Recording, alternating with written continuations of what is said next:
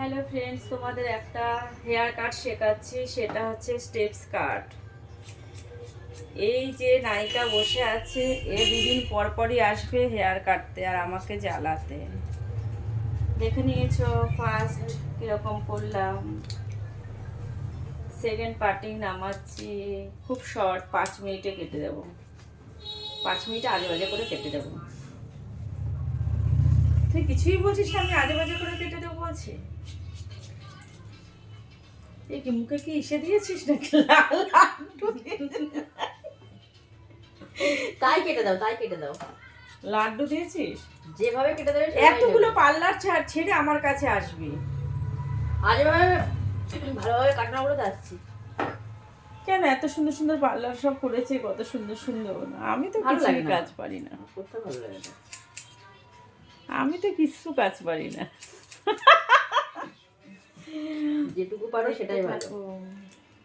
বল, শুরু থেকে বিয়ে হয়ে এতগুলো বাচ্চা হয়ে গেলো, তোমাকে আমি ছাড়তে পারলাম না, সেটা বলছিস না? আবার যেটুকু পারো সেটুকু ভালো। কি অদ্ভুত! যেটুকু দিচ্ছ সেটাই ভালো। খবর থেকে এসছি বলো, তোমার থেকে বিয়ে রাশি আর কত আগে। হ্যাঁ হ্যাঁ, কত গল্প। সে পুরোনো দিনের কথাগুলো কত মনে পড়ে। কি গ্ল্যামার! এখন তো সব বুড়ি হয়ে যায় না হলে। ঘুমই তো হয় না। ওটাই হচ্ছে ব্যাপার। টাইম মতো একটু খেতে হবে, রিচ খাবার খাওয়া যাবে না।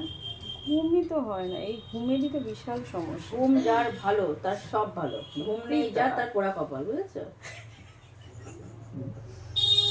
কথাটা কিন্তু বাস্তব। একদম সত্যি, ঘুম মানে তো শান্তি রে। আমার শান্তি শান্তি উড়ে গেছে, শান্তি ঘুম উড়ে আমার গেছে। জানো না, 10 বছর ধরে শান্তির ঘুম নেই আমার। শান্তির মা মারা গেছে আর আমার শাশুড়ি আমার ঘুম নিয়ে চলে গেছে। উফ, উনি যখন ঘুমাতে হতিস, তোমার ঘুমটা যদি আমায় দিতা, হে ভগবান। উনি যে আমার ঘুম নিয়ে চলে গেল। সবাই যখন রাতে ঘুমায়, আমি ঘুমাতে পারি না, তোকে বিশ্বাস করতে পারবি না। মনে হয় সার ভোরটা হবে কখন আর কাজ করব। দেখো, কাটিং শেষ, এইবার সেটিং করে দেখাচ্ছি তোমাদের কেমন হলো। কাটিং অলরেডি শেষ। কে কতটা নিতে পারলে, শিখতে পারলে আমি জানি না। আর যদি শিখতে চাও চলে এসো আমার কাছে। এই দেখে অতটা মনে হয় যে খুব সহজ, বাট কিন্তু সহজ নয় অতটা, কি তাই না?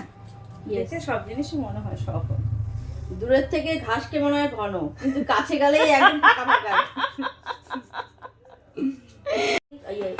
আলটিমেট হেয়ার কাট কমপ্লিট, দেখতে পাচ্ছো? এই যে কেমন লাগছে দেখো, খুব সুন্দর। হাই, হেব্বি সুন্দর লাগছে দেখো।